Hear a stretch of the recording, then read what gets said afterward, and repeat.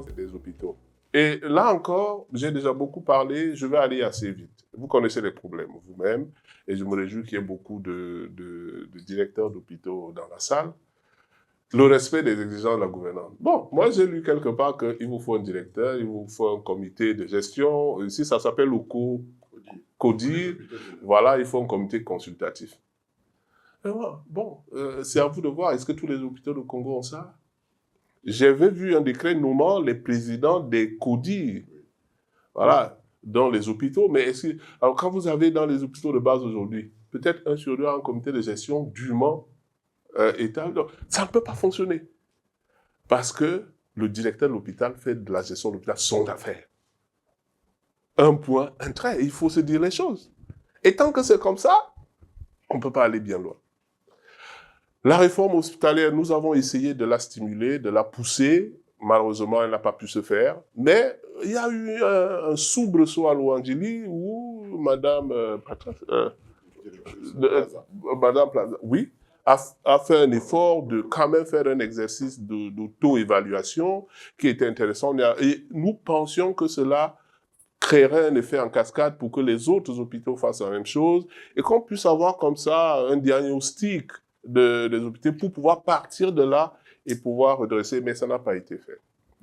Évidemment, la question de la profondeur de la gestion. Bon, alors, nous avons quelques chiffres. Hein. Des dépenses non médicales, c'est ça? Quand vous arrivez à 50-60%, c'est qu'on a quand même un petit problème. Bon, c'est des choses que vous connaissez, à mon avis. Hein. Je peux juste les citer ici. Mais pour moi, le plus fondamental, c'est la réduction de la pression liée aux consultations ambulatoires.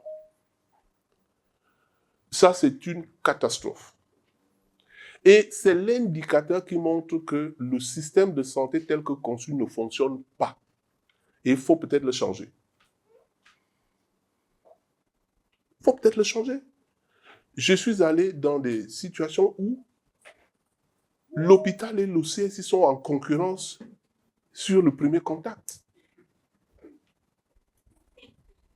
J'en ai vu. Si vous allez à comment tu as dit? À Kinkala. Vous avez la clôture, le CSI est là, accroché à l'extérieur de la clôture, il a son petit labo Rikiki là-bas, il a ses machins, vous entrez dans la clôture, l'hôpital. Ce sont des situations. Hein? Oui. Et moi, j'ai trouvé que le modèle de Tietché est un modèle qu'il faut répliquer. C'est-à-dire qu'on dit, OK, la chose, elle est là, nous allons, et c'est ce qu'on a essayé de préconiser, quelqu'un qui rentre par la clôture, il arrive au triage. Oh. Et au triage, on dit, tu vires à gauche, tu vas au CSI. Si tu vires à droite, tu vas à l'hôpital. Et c'est peut-être là-bas qu'on va dire, il va tourner à gauche encore. Et on règle la question. Mais alors, les consultants, pourquoi? Parce qu'il y a beaucoup de choses là-bas. Un, nous n'avons déjà pas assez de médecins. Deux, les médecins passent du temps à faire le travail des infirmiers et des aides-soignants parfois. Il leur reste plus de temps pour faire le boulot de médecin. Et or, tout le système a été calqué sur le fait du système de référence et de contre-référence. Aujourd'hui, la référence au Congo est non, prenons même la contre-référence, elle ne se fait même pas. L'auto-référence dans les hôpitaux de base est de quoi? 98%. Donc cela bat en brèche tout le concept fondamental de la pyramide sanitaire. Tout simplement. On n'a même pas besoin d'aller loin. Et si ça bat ce concept, soit on essaie de rectifier, soit on conçoit un autre modèle. Mais ce modèle-là ne peut pas fonctionner. Alors, les pôles de spécialité, vous allez à Pointe-Noire, vous trouvez quoi? Louandjili là, Assissé là, il y a l'hôpital militaire même, de quoi? Vous trouvez... Ils font tous la même chose.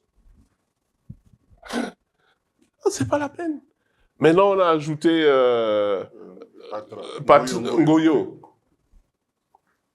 Ils font tous la même chose. C'est pas efficient, c'est pas efficace, c'est pas... Donc, créons des pôles, on dit, OK, Louandjili, vous allez prendre les urgences. Les grosses urgences. L'autre, vous allez faire, je sais pas.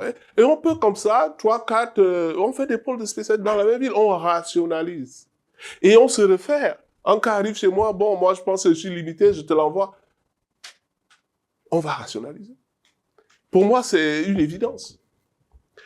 La transparence, j'ai déjà parlé de cela plus tard, vis-à-vis du personnel.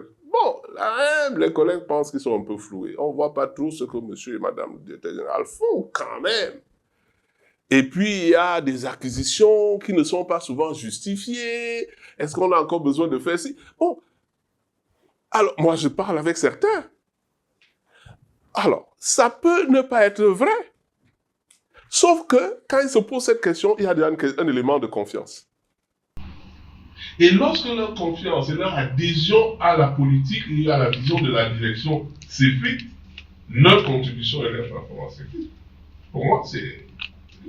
Donc, le dialogue avec... bon, au CHU, on sait que... bon, c'est un peu compliqué là-bas aussi. Parce que le syndicalisme est bien installé.